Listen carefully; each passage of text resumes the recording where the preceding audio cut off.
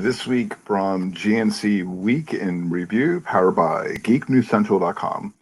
You can no longer have fries with electronics order. GameStop stock price goes up again, and no, it doesn't have to do with RobinHood, thank God. And Best Buy lays off 5,000 employees. Those are some of the tech news stories from this week. And it's Friday, February 26th, 2021. My name is Kirk Corliss. And I'm Scott Ertz. And this is episode 83 of GNC Week in Review podcast, a proud partner of the Tech Podcast Network. If it's tech, it's here. Thank you so much for tuning in for this week's episode. We are streaming live at gncweekly.com/live, as well as Facebook Live. So please be sure to say hello in chat or comment. Also, be sure to like and subscribe to the GNC WIR channel on YouTube.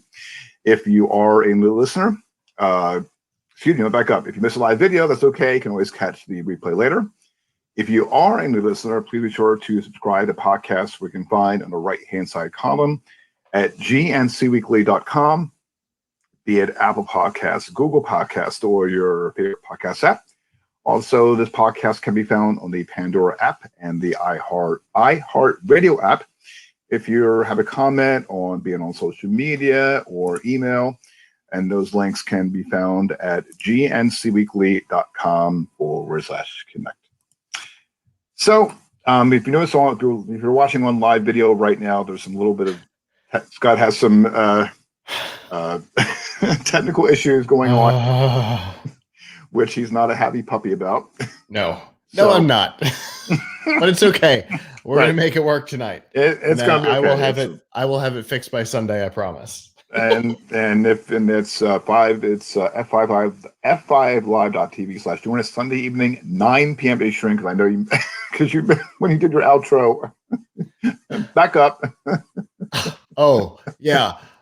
Wow. I totally choked this past week. I felt like Danielle at Showstoppers a couple years ago when she said CES 2029. Oh, gee. And she stopped and went, what? And the whole interview was great. We never have to edit the ending of an interview, and we absolutely had to that time because she was mad. I bet. I bet. Well, in any event, well, like I said, it's if you're listening on audio, don't worry about it because you're just not seeing anything other than you can't see my sad setup tonight. Or Kirk's completely missing video because you're still recovering. I'm still recovering, yes. So hopefully in about a week and a half from now, I will be off good. Food. Yeah, hopefully. Knock on. I'm gonna find some wood to knock on. Yeah, so hopefully in about a week and a half, this boot will come off, and thank you. So hopefully in a week and a half, I'll be back to my on video. I'll probably have a different setup, or due to my, still being broken, but not as broken. Exactly right. You got exactly. Try to use the medical speaking of it. So yeah, using those technical terms. Exactly. All right, so let's jump in with some of this news this week. For us, it's we're a little wacky, but for others, it's a little sad. Now, we all know that a lot of electronic stores are closed, like Circuit City, CompUSA, you name electronic store is closed. Well, Radio Shack's coming back, though. Oh, okay. I keep seeing those Radio Shack retro T-shirts. I keep meaning to. And I am in the process of applying for a franchise. It's not really what they're doing. Partner. I don't know what they're calling it now. Interesting. Well, yeah. Cool. New owners. New owners bought the assets in November. All right. Well, anyway, yeah. CompUSA, Circuit City. Even Staples went through trouble where they closed a bunch of stores. Electronics retail in physicality is not a great business right now. Right. Well, you can add Fry's Electronics to that list. So sadly, on Twitter, Wario64 pointed out a tweet by a former employee, an AV store owner, noting that employees found out on Tuesday night that would be the last night the store would be open and the website is going offline. Bay Area News Cron 4 confirmed the rumors, saying nationwide closure information will appear on the company's website Wednesday morning. Fry's was founded in 1985 and was known both for stocking whatever electronic parts you might need, and apparently there was notorious poor customer service. And I had no idea about Fry's existed until a while back. The Fry's.com website has been updated with a goodbye, saying, quote, after nearly 36 years in the business as the one-stop shop and online resource for high-tech professionals across 9 states and 31 stores, Fry's Electronics Inc. Has made the difficult decision to shut down its operations and close its business permanently as a result of changes in the retail industry and the challenges posed by the COVID-19 pandemic. The company will implement the shutdown through an orderly wind-down process that it believes will be in the best interest of the company, its creditors, and other stakeholders. The company ceased regular operations, began the wind-down process on February 24th, which was this past few days ago.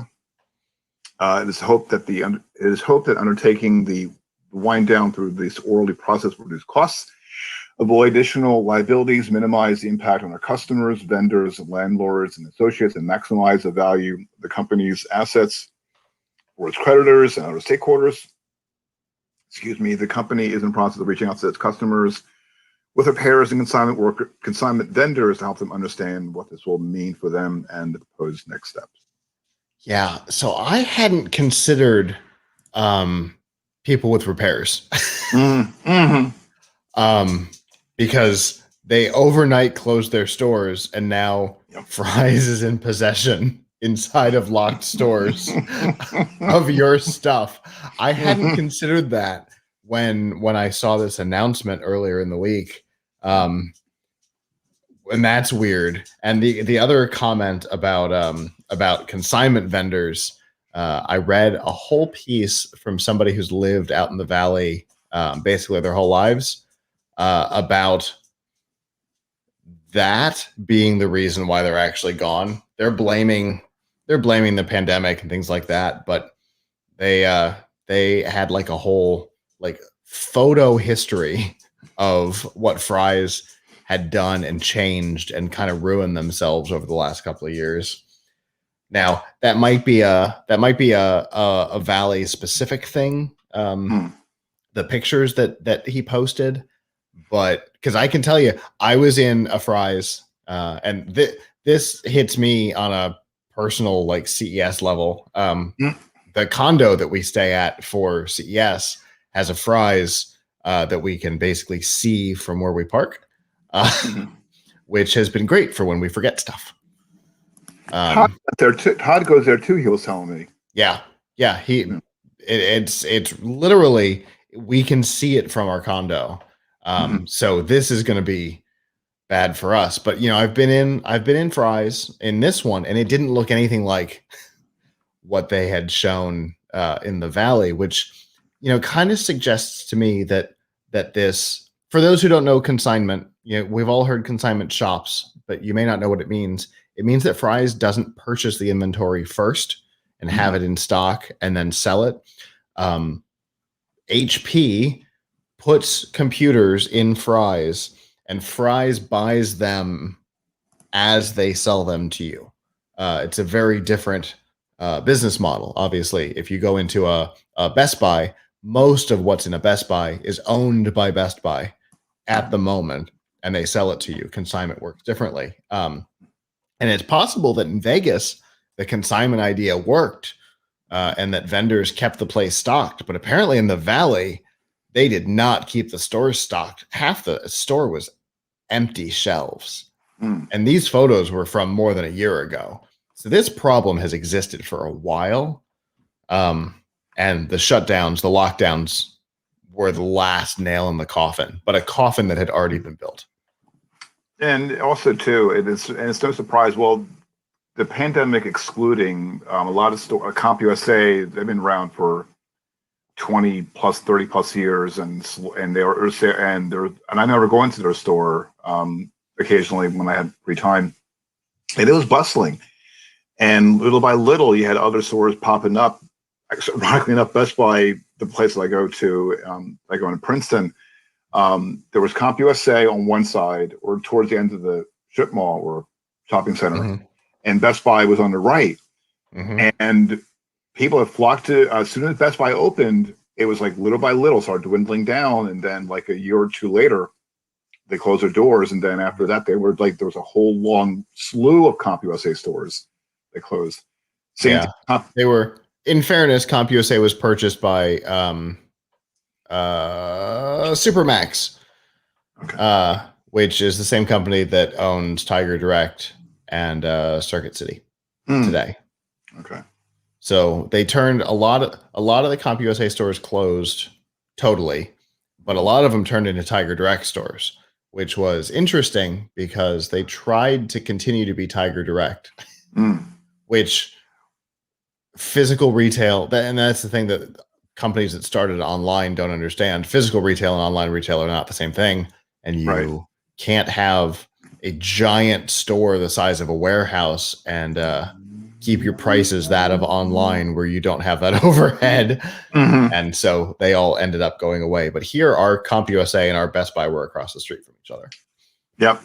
And also Circuit City, that's another one where it popped up.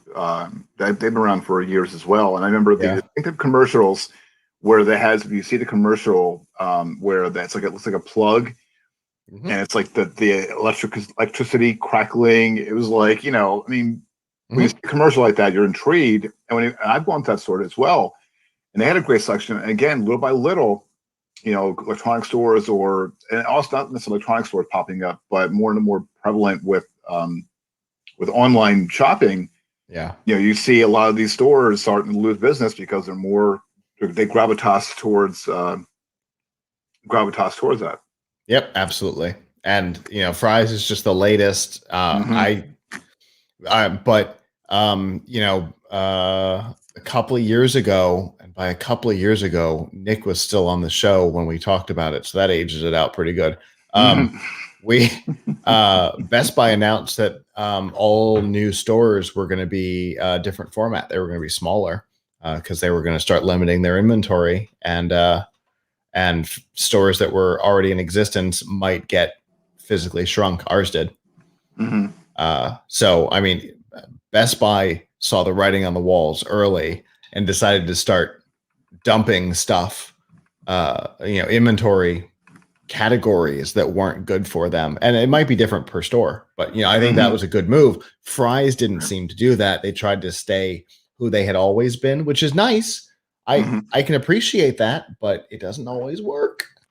Right. And I also noticed too that from what I saw, Twitter was blowing up about it, but also I noticed that apparently there was like a cult following. They would have like themed nights. I saw like Halloween themed decorations, what have you. And I saw one earlier that had that had things like from Egypt, and they had pyramids. I'm like, okay. So the stores in the Valley, it didn't carry over to all of the however many stores they had. I can't remember now. 84, I think. It didn't carry to all of them, but pretty much the stores in the Valley each had a theme inside. They all had a visual theme. The one in Vegas, the theme was, I think we used to be a Circuit City, but because it sure looked like one. But but in California in particular, the stores had themes, and so you might have been seeing pictures of a store that might have been themed around Egypt or the pyramids or something like that. So I mean, they literally had themes to them, which is fascinating. Yeah, I was noticing that. I was like, I know like a lot of stores like to decorate, the holidays and everything, but I was looking like online over when the story came out, and it was like it to me, it was like a cult following, and people are really, really, really disappointed. Yeah, they were like a part of the Valley culture. in the same way that like on the East Coast Radio Shack was. Right.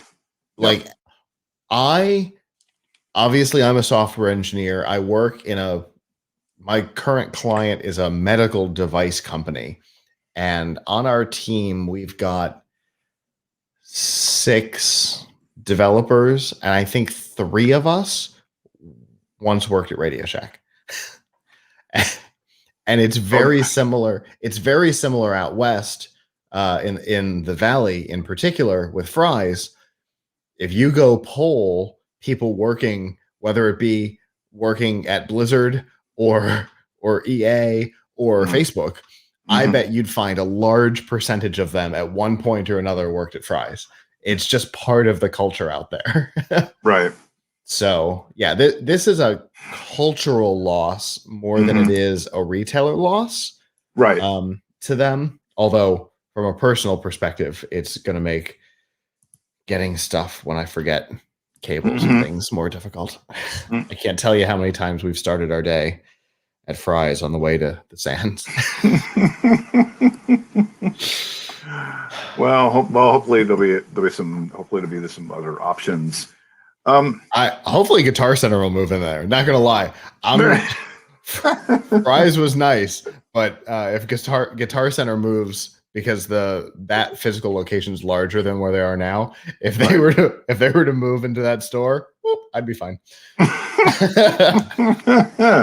And it'll all come full circle. So we'll have some news about Best Buy in a little bit. First, other news about going on with GameStop. Now, it's been reported ad nauseum. We dissected it here in previous episode. So now it's been reported on Wednesday that GameStop shares climbed rapidly and were halted twice for volatility ahead of the closing bell.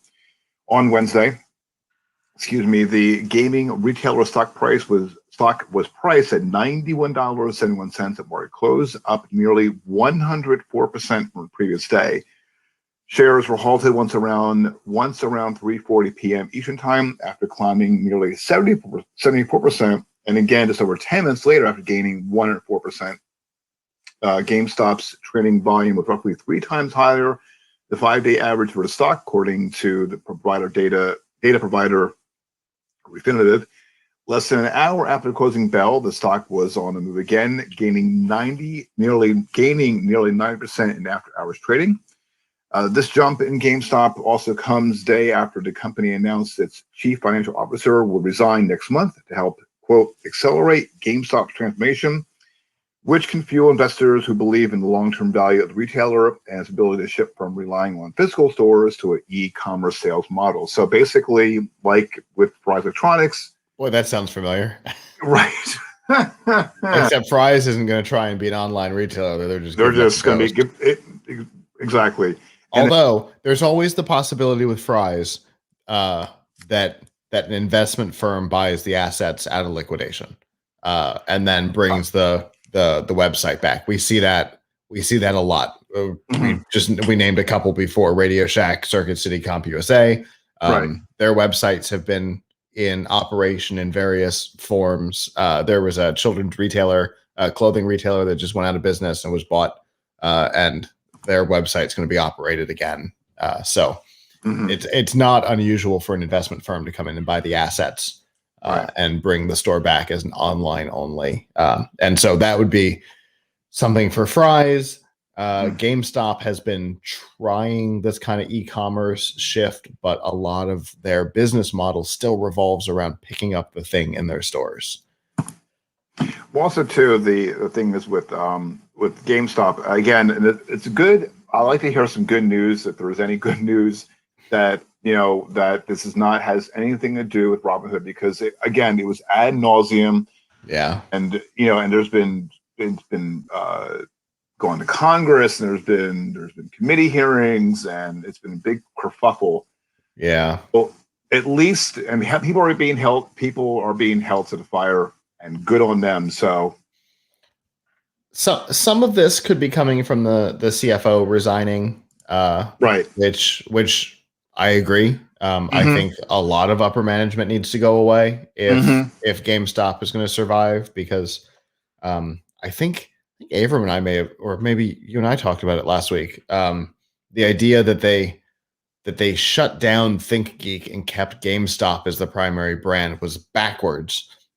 We did talk about that. Yep. They should have kept ThinkGeek and made GameStop part of those stores, but whatever. They've been making a lot of mistakes, but they do have like this idea of being able to check inventory, buy it online from GameStop, which does offer things that not everybody does. When webcams were a highly sought after commodity, the thing Avram and I kept saying was all the local GameStops still have them in stock. And you could go on your phone, you could go on your computer, you could purchase it, and then go to the store and they'd bring it out to you. So it was that nice kind of merge between online retail and physical retail. And I think that hybrid model is the thing that's going to work for electronics going forward. It's kind of what GameStop's trying, or what Radio Shack's trying to do. So, and it's what Best Buy's trying to do too. So, yep. We're seeing a lot of that model right now. And I think it's going to be something we see more going forward, even after the lockdowns are sussed. And speaking of Best Buy and speaking of the shift, Best Buy said on Thursday that it laid off 5,000 workers this month and is planning to close more stores this year as more customers are buying electronics online. Yep. Best Buy expects 40% of its sales to come from online purchases this year, up from 19% 2 years ago. And the company said it needed to alter its workforce in response to the shift. CEO Corey Barry told analysts yesterday that starting early this month, Best Buy had been adjusting to the mix of full-time and part-time employees in stores due to, quote, having too many full-time and not enough part-time employees. As a result of this reorganization, Best Buy laid off 5,000 employees, the majority of them work full-time. It is also said is adding approximately 2,000 new part-time positions. Best Buy has around 102,000 employees.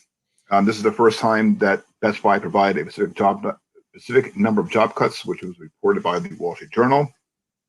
They saw an urge in sales of items from laptops to kitchen appliances as more Americans worked at home.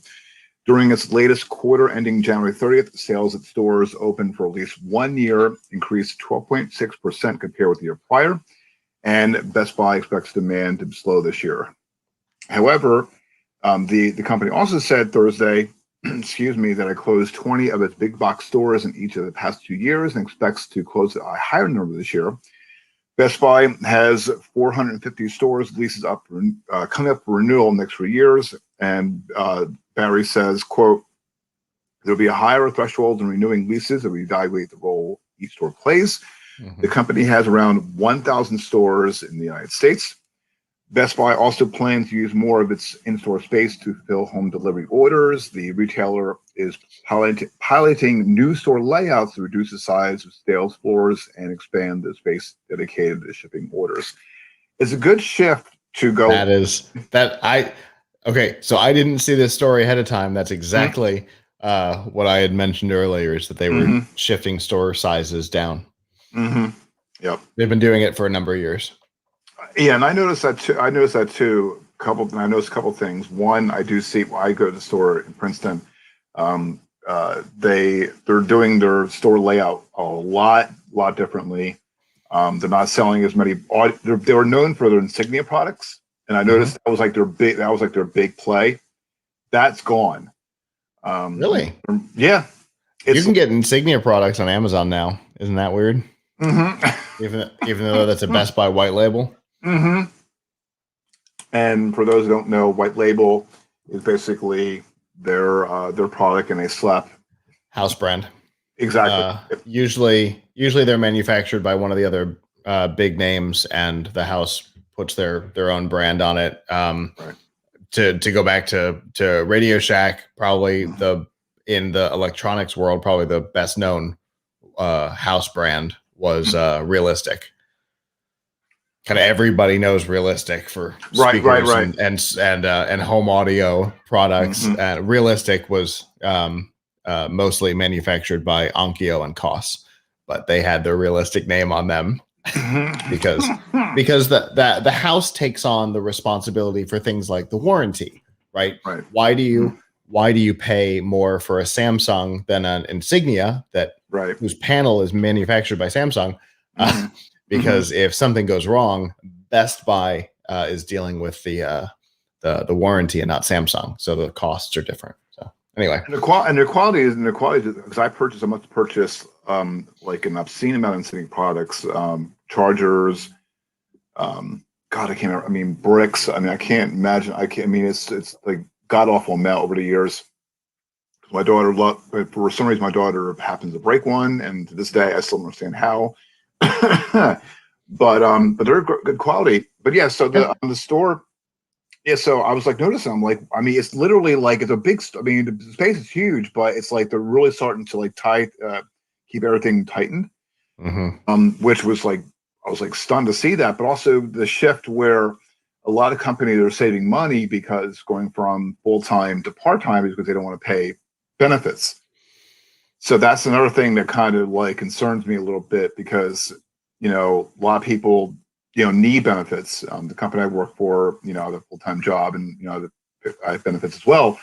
But when you're working at a store and you have a family of four, you shift from a full-time position to part-time, and depending on what their level is on with their benefits, it suffers dramatically.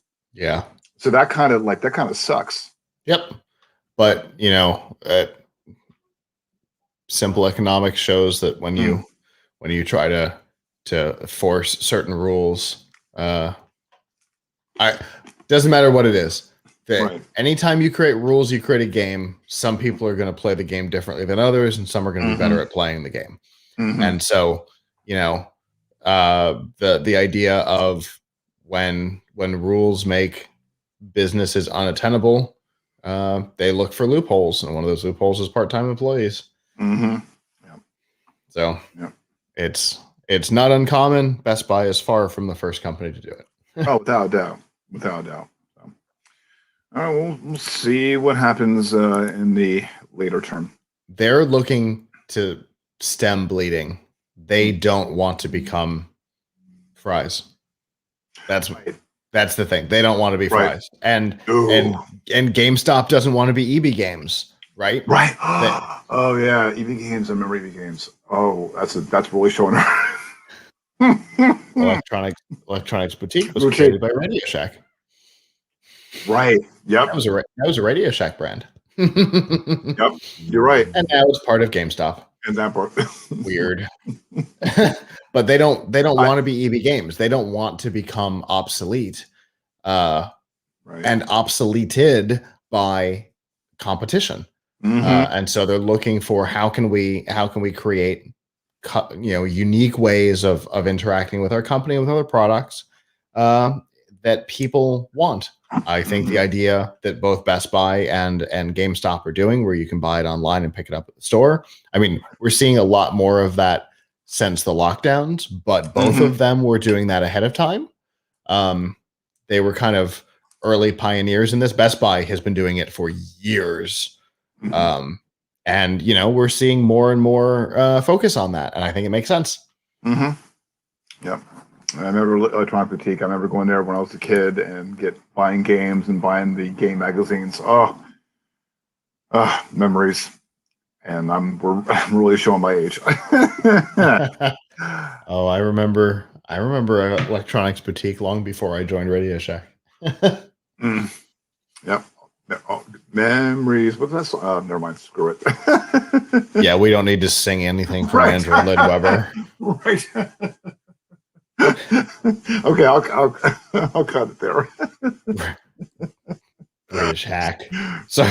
Right. I'm not a Weber fan. I kind of take the music. I mean, but after hearing it hearing it ad nauseum, that's a hard pass. Other news this week, now in select, and this is kind of in Scott's alley, in select Florida cities, you can book Lyft rides with just a phone call. Lyft is saying that the new call Lyft feature should be, in their words, quote, perfect for seniors and folks without access to the Lyft app. Now you can call 631-201-LYFT or 631-201-5938 between 8 a.m. and 8 p.m. Eastern time through Monday through Friday. We'll let a potential rider book a ride. Lyft says that it will tell riders the full price before confirming and send text to track the ride once paid for and book. This is basically, if you're familiar with calling a cab, and I know a lot of people have done that, included. Though Lyft is noting that drivers are not expected to offer assistance getting into a car, and wheelchair accessible rides aren't available at launch. Call Lyft also requires a phone with support for SMS messages. It's available now. Call a Lyft is available now, and Lyft has a full list of cities on site, and we'll have a link up in the show notes that you can check out the entire list of these supported cities. And I don't think my area is. I'm intrigued for a couple of reasons. One, Lyft has just invented the taxi cab. But not just that. This is available in Florida. Right. The phone number is 631. It's a New York number. Which is Suffolk County, New York. Right. It's not even a Florida number. It's not an 800 number, which is what I would have expected. Same here. And so it's a local area code for not the state they're launching it in. Right. What? Yeah. From Lyft in particular, I'm constantly fascinated by, because I can never predict them. Uber, I can always predict. I know what weird thing they're doing next, but I can never predict the weird thing that Lyft is going to try and do next. No, I mean, it's a good idea. I mean, it's a good idea. I mean, it's only available. Yeah, it is available in Florida and not all cities. So it is only available in Florida in select cities and or it's available in the important ones. For who they're targeting with this, I'm looking at the list right now. It's available in the important ones. The whole Tampa Bay area is covered. Sarasota, Kissimmee, Cape Coral, Bonita Springs, Boca Raton, Fort Lauderdale. They definitely planned. They planned well. West Palm Beach. They know who their target demo is. Yeah. Then there's weird ones like Panama City. That's not really where. Right. I was gonna say that's not necessarily where. Ocala, I can understand, because there are whole parts of that area where you can't even get data coverage. Our Radio Shack store in Ocala had a Sprint and a Verizon internet to data repeater in the ceiling, because in our store you couldn't get either of the services that we sold. Jeez. Yeah. So I can understand Ocala. At least that way you can make a phone call and get a ride. Right. But they've invented the taxi cab. Right. Yeah. Basically, if you know how to call for a taxi, and I heard of Lyft, but to be honest with, because again, when I went to use Lyft, for CS in 2018, it was cheap. I mean, I was like, when you're getting a taxi, and folks don't know, like, driving or getting a taxi in Las Vegas, it is like buku expensive. I mean, sometimes buku. We coming from the airport one year, we actually took a cab because Uber and Lyft were more expensive because of surge pricing. Right. Yeah, you're right. The taxi companies have a set like $35 day or night from the airport to downtown Las Vegas. Doesn't matter what time, it's always $35. It's just a thing. And so Uber and Lyft both wanted like $50 to get us down to the plaza. So we're like, all right, taxi cab it is. Okay, because I think when I first went down But there, yes, a lot of times it's the other way around. yeah, I think the first time that I went, I think I spent, this is no joke, I think it was $11 before tip from the airport to the plaza. And also too, they're saying like they're saying that when you take a taxi in Las Vegas, don't have them take. You want to go to a certain place and ask them, don't take the scenic route, and they'll go all the way around. They'll go all the way around to God knows where. Then you'll get to where you want to be, and that's why also they charge you like exorbitant amount of money. So yeah, and that's the thing, and Lyft is keeping this in place for this call-in thing. That they're going to let you know the price ahead of time. That's the thing with Lyft and Uber that's different from the taxi companies, is that they calculate the cost up front, and then if there are unfortunate side effects, I remember coming back from something, going back to the plaza, there was an accident on the interstate, and the ride took like 20 minutes longer than it should have, and it didn't cost us a penny extra. But if we had been in a taxi cab, it would have been cheaper to get out and walk or figure out how to fly, because it would have been ridiculously through the roof. So, there are benefits, and that's the reason that set 35 from the airport. That's the only reason we took a cab. It's funny to say that, because when I left, and we'll wrap this up because there's stuff going on. When I came from the LVCC to because they were trying to get a lift in the area, and apparently nothing showed up, because either they were lost or whatever. So when I had to take a cab back to the plaza, and I was in like an excruciating pain as it is, and so this young lady, really nice lady, was chit-chatting up a storm, and I told her where I was going, and I must repeat it like several times. It cost $27 from the LVCC and to the plaza, and I'm looking at the receipt, and I had like a bunch of sticker shock. I'm like, wait a minute, that only took like not even, I don't know, 10, 15 minutes max. Yeah. I'm like, holy crap. Yeah, Uber or Lyft would have been cheap for you for that. Yeah, exactly. But again, when availability. Exactly, and there was like a boatload of people, and apparently I booked a Lyft. Apparently he's asked me where I was at. Paramac told where I was at. I told him where I was at, and I was like, and he said, what, screw it, I'm just gonna get a cab. And I'll eat the $5 charge, whatever it was. But I'm like, yeah, I remember one time a driver trying to figure out the sands, just totally baffled. Michelle ended up meeting her inside the parking garage. It's a crazy city. Anyway, fun times. Okay. It's a cool feature, and I like that they're keeping that I know what I'm going to pay thing. That's exactly, and that's the thing that sets them apart from cabs. Exactly, and also too, and they marketing towards for seniors.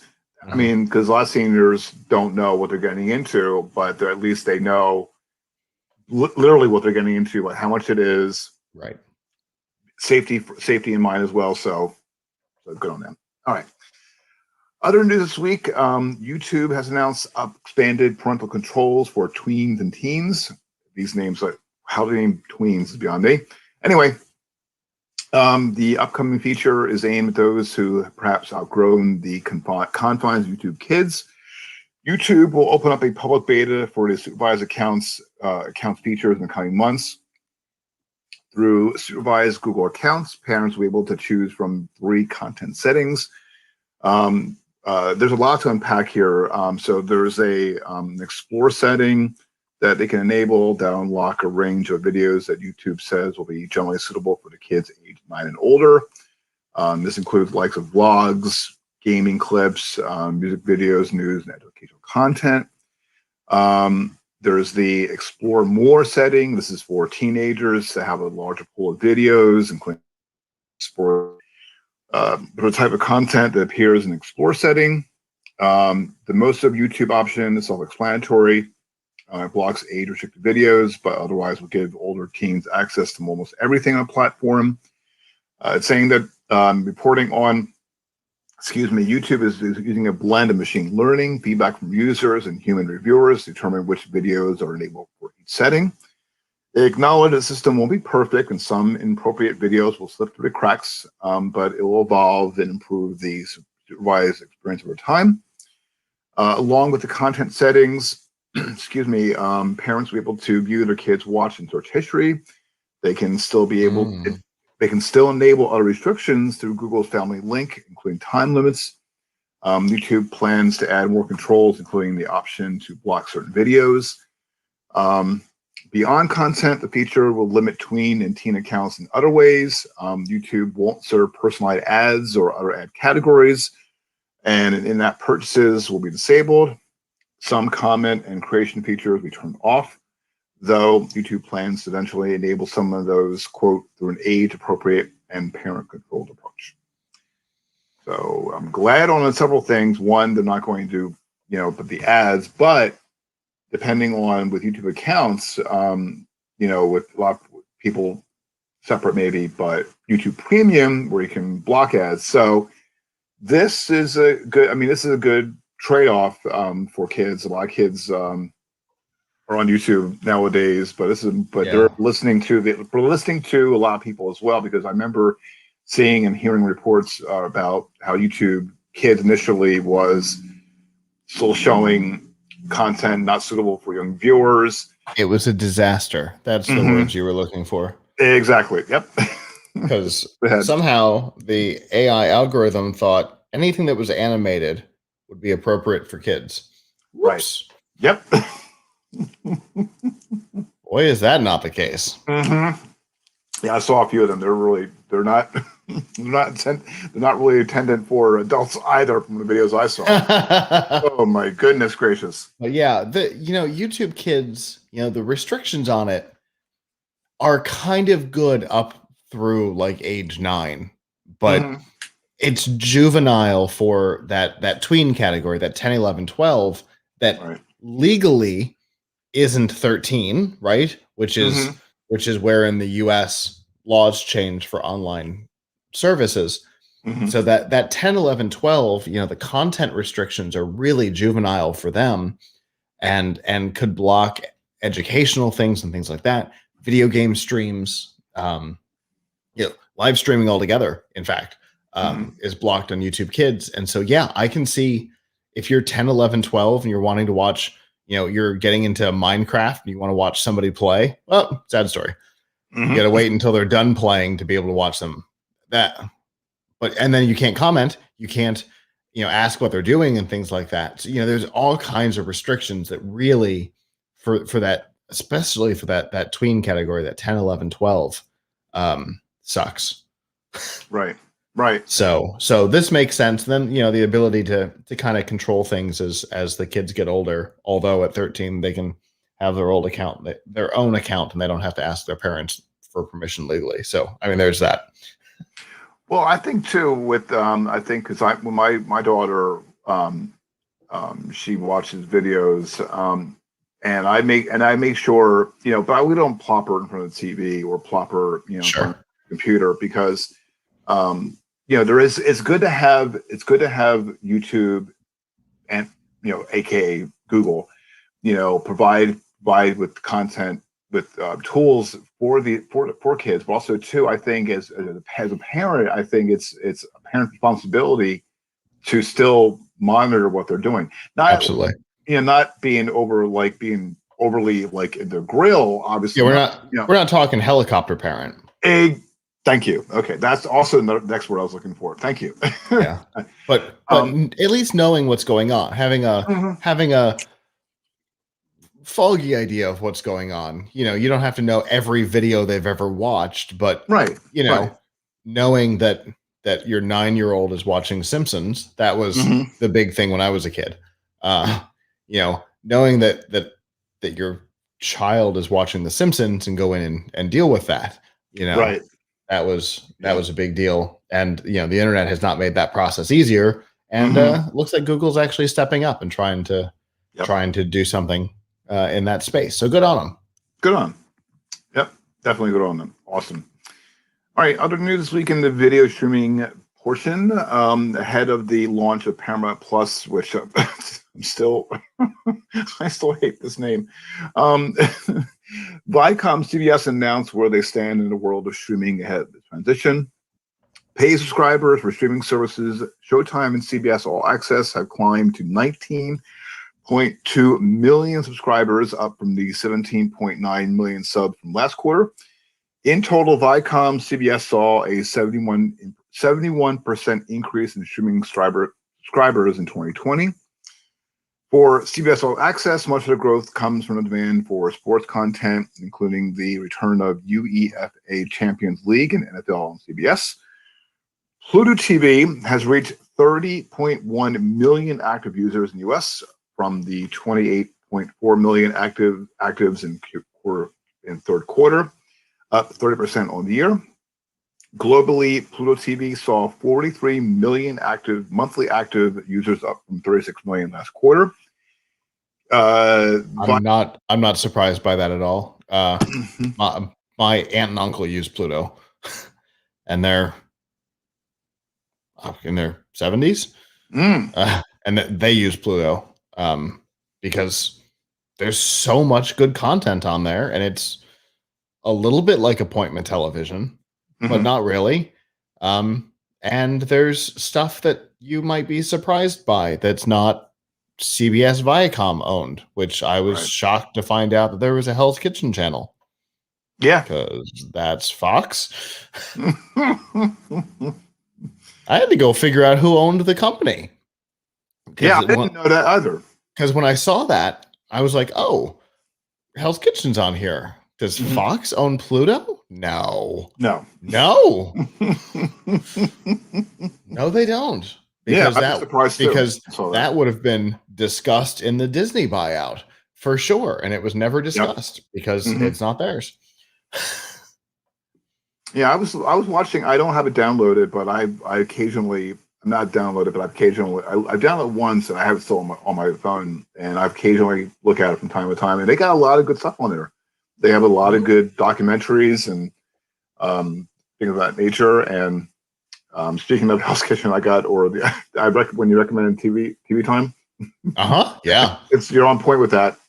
Best thing ever. It is, and I'm still like, and it's very timely, and so that's one of my must go-to apps for my viewing pleasure. So good. There's another company that was on our CES coverage. Minnow. Yeah, last year. And Minnow does real well, but it's very focused on the streaming services, which is great.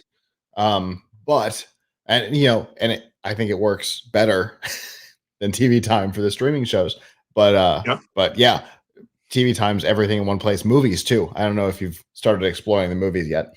I did. I started. It's a lot to add in because I was trying to add in as much as I could in, but I'm pacing myself. So, but the ability to say, "Oh, I saw an ad for this. I want to see this movie," and when it comes to theaters, it'll let you know. Oh, it's brilliant. Anyway. So with keeping Viacom CBS is explaining that keeping CBS All Access and Pluto TV under one roof has been keeping with the company's strategy. They're saying also, quote, accelerate direct-to-consumer strategy. The integrated structure, which is effective immediately, will ensure a more holistic approach across both free and paid streaming, more closely align the company's streaming objectives globally, and enhance Viacom CBS's ability to leverage the cross-house franchise and content strength of Viacom CBS to seize the global opportunity in streaming. And it's going to be really interesting to see when Paramount Plus launches this coming Wednesday. Yeah. Is it Wednesday? Yeah, it is Wednesday. The 4th, right? I think it may be either Wednesday something like that. Yeah, so it should be interesting to see in next quarter. It should be interesting to see their numbers. Something tells me that their numbers, their monthly subs, are going to increase more because I saw their press release and also their press conference, and they're all in with original series and with bringing on Nickelodeon. I mean, like from one CBS News. God, there's so much out there, but it's like but they're really all in with streaming content, and so it's good to find out. It's good to see. Like to see again next quarter is going to bring.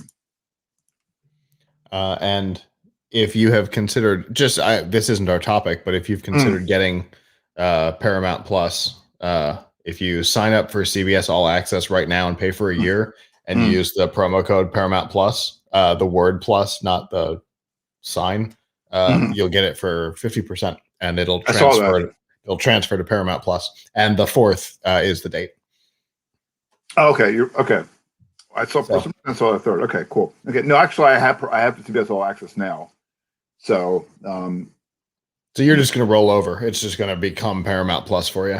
Yeah, because when I got Amazon Prime and show ad for Prime, so this was like about I think it was like about less than 6 months ago or so that I saw they had CBS All Access on Amazon Prime. So I saw all the shows, and I'm like, you know what, why not? That's my ongoing streaming services. I have so much. But I got a pitch this week for a streaming service that's like focused on documentaries. I might take them up on their review offer. Anyway. Yeah, why not? Well, speaking of a documentary, there's something I'll tell you about after we get off here. Okay. All right. So in other news this week, and this is an oddball news item this week, which Todd put in. Well, I didn't, but he put it in. This is really odd. Okay, so this this is weird. Okay, so a streamer called Wang Yiming from Taiwan has made waves with her stream of her sleeping. This is no joke. Managed her to net her $3,000 in donations. She's a former member of Malaysian pop group. This is a weird name. Amoy. If I'm mispronouncing this name, I really do apologize. No, that's correct. Okay, good. Okay, because I don't. Okay, and is now based in Taiwan. Turned on her stream around 5 p.m. However, instead of her usual stream, viewers found instead she was getting ready for bed, where she put on an eye mask and took a 5-hour nap until 10 p.m. Now, this may seem odd to a lot of people, including myself, but apparently the stream managed to attract thousands of viewers, with it peaking at 11,200 concurrent viewers. During the time she was sleeping, it was either that it was entertaining or interesting enough where she managed to get $3,000 in donations and advertising revenue. Just to be aware, let everybody know, she didn't do anything at all. And her stream actually helped her get to the position of top streamer in Taiwan for those 5 hours. Yeah. So I know for a lot of people this sounds strange, and it is strange, but it's not uncommon. Sleeping streams, particularly of B and C level celebrities, particularly in Asia, are not uncommon. Their sleeping streams are not uncommon here. Really? Yeah. Wow. I'm up in things in the world, but I had no idea that. Oh my goodness. Oh boy. So it seems like human nature has a bit of voyeurism in it. And this is a safe outlet for that. So at least it's better than looking in somebody's window, I suppose. But there's also, I think right now there's also a bit of social isolation and wanting to feel like you're with somebody during a normal, boring part of their day. Right. And sleep is one of those things. It's a little intimate and it's a little pedestrian all at once.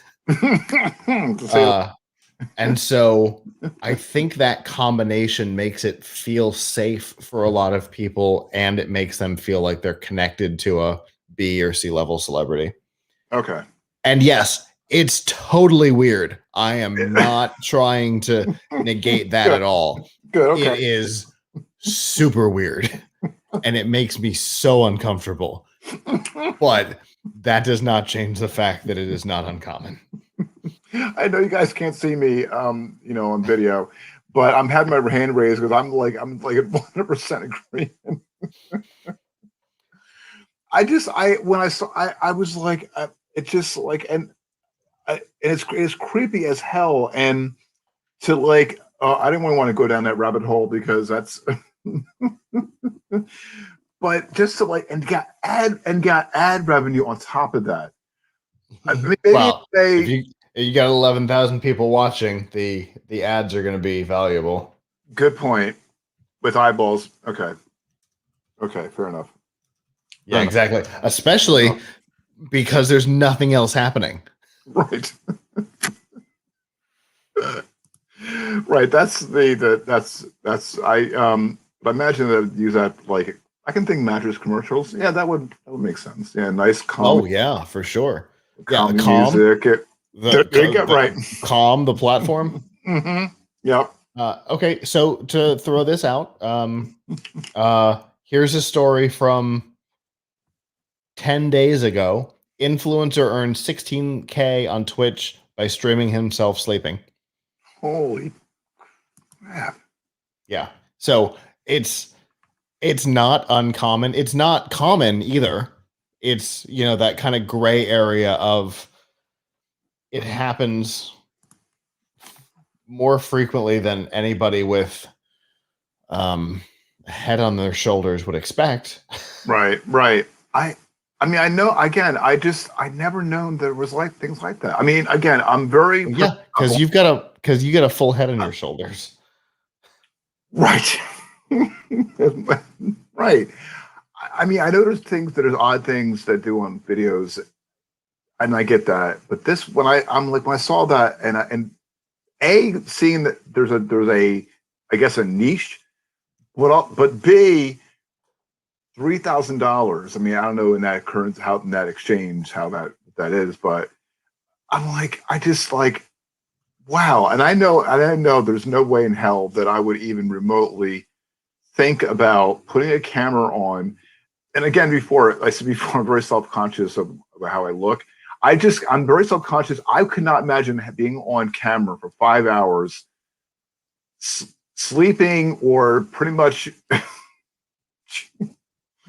I understand. For no other, honest to God, for no other reason than the fact that you're not in control of your faculties. Right. Right.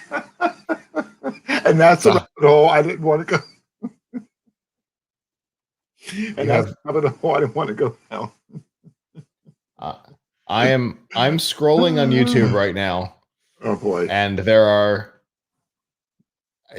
here's a video titled "The Worst Sleep Stream Ever." Oh my God.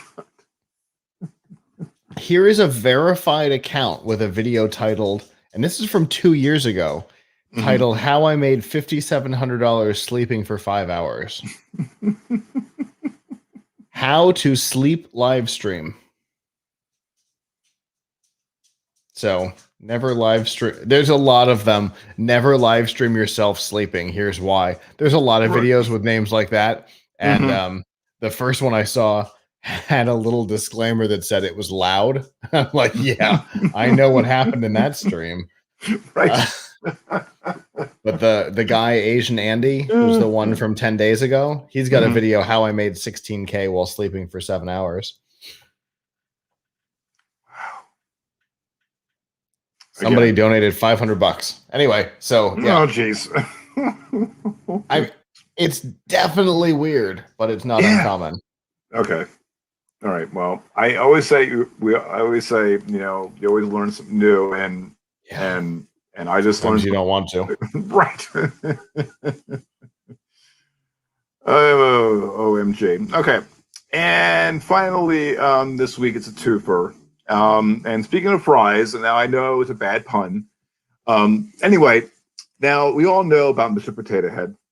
And now they're getting a new, more inclusive identity with packaging. Toy company Hasbro is dropping the Mr. part of Potato Head, and it's changing to set on boxes this year. This is according from AP yesterday. While the the brand name will be slightly different, the Mr. Potato Head and Mrs. Potato Head character remain. Hasbro tweeted yesterday, quote, "Jeez, this is no joke. They actually tweeted this.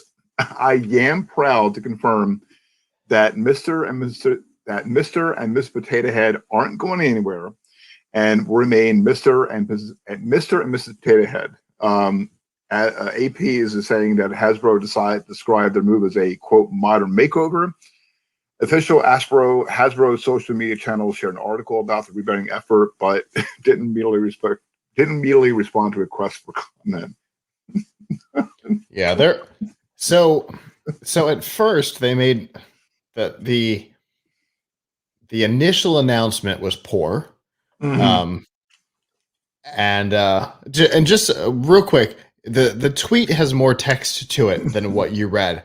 And it's not the only pun in it. Right. Well, because it starts with "hold that tot." Right. Let me give you the whole tweet.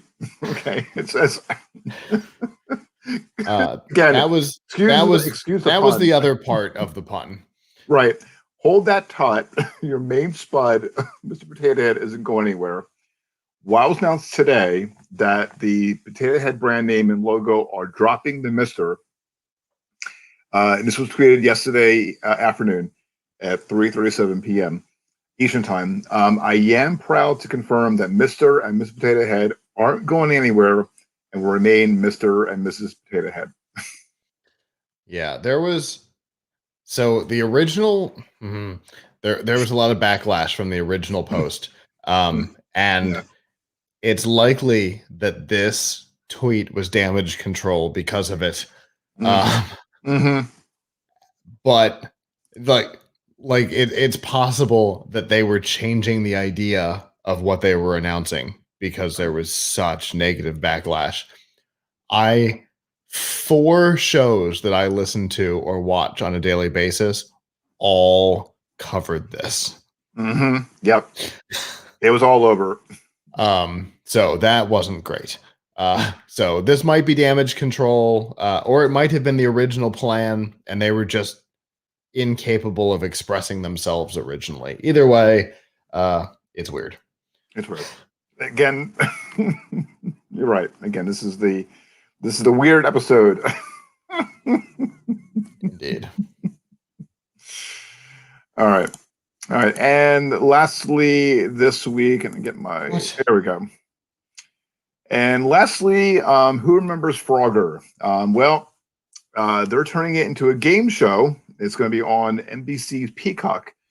The show contestants have to go through, this is coming from the online forum, quote, physically demanding obstacle courses, and we asked to, quote, dodge treacherous traffic, leap over snapping gators, and hop over hungry hippos to conquer the course. The show promises longer episodes than normal. I'm expecting from a game show, this is according to a promo email. It'll be an hour long, currently 13 have it ordered. The show will feature... How is that longer than a regular game show? Game show is usually a half hour. The Wall, the new show with Gordon Ramsay, though I think that's on the BBC. It's on BBC. Millionaire. Ellen's show, all of the game shows I can. I mean, Price is Right. All of the game shows I can name that are on actual television are hour-long shows. Right. Well, apparently this is they're saying that this is from a promo email. They're saying that long episodes. The show will feature American contestants. It's being filmed in Australia. Again, this is coming from the Weird forum, right? The show also promises to pay the winner, quoting from the forum, quote, a huge cash prize. Doesn't give how much it'll actually be. And I went on to going on to the forum. There's a lot to fill out, obviously. And what struck me as one of the one of the questions is, what memories or experiences do you have playing Frogger? Tell us what you love about the 80s. It says you don't have to have lived in the 1980s, but perhaps there's something you like about that era. Music, style, learning style, hearing story from your parents. They're asking if you have any skills. They're asking, can you swim? So it's asking. Yeah, all right, this show's getting more interesting. And it's also asking, can you come to Australia for up to 3 to 5 potentially non-consecutive overnight filming weeks between dates of May 23rd through potentially June 26, 2021. They are covering your airfare and hotel in Australia. So, but I guess you can't be convicted of a felony. Right, you can't be convicted of a felony. Ever had a restraining order against you? You had a warrant against you? You are not currently, nor do you currently intend to be a candidate for public office. Right. I understand that. That's that's the reason why Trump shut down the Celebrity Apprentice. Because you can't have a dedicated podium while running for or holding office. Right. Well, Rod Blagojevich was on it, and he didn't do very well. And he's still not doing well to this day. He didn't do well in life, so right.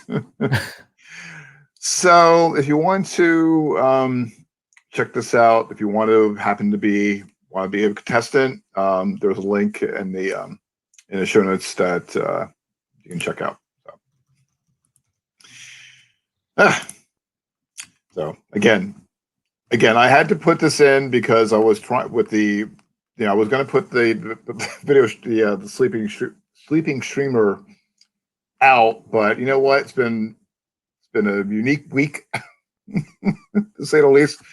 Almost for sure for everyone. So I figure why not put them all in for this episode. All right.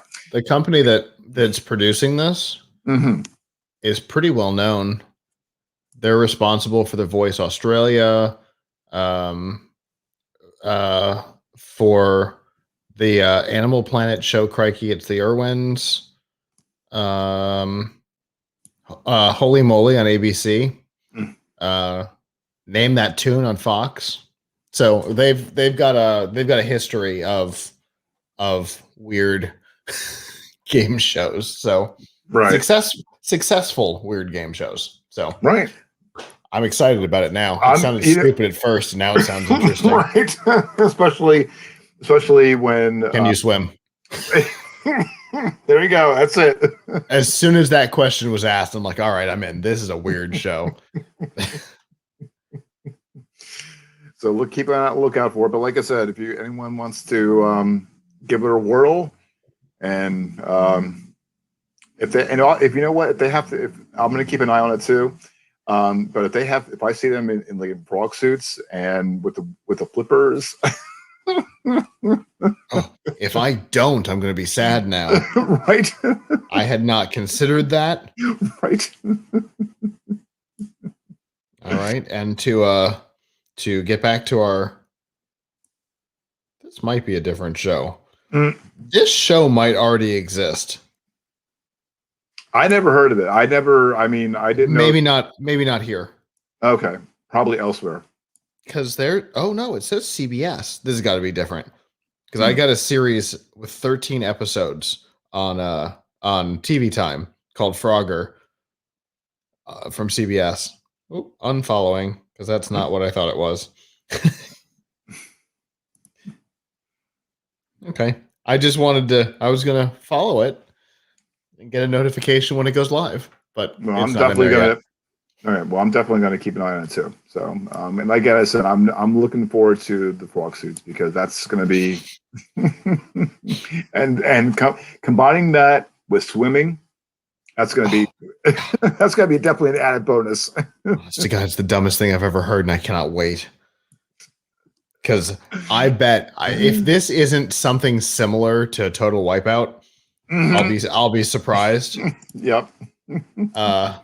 It definitely sounds like Wipeout, which by the way is back with Nicole Byer as the host. Which nobody knows how to make fun of people doing stupid things better than Nicole Byer.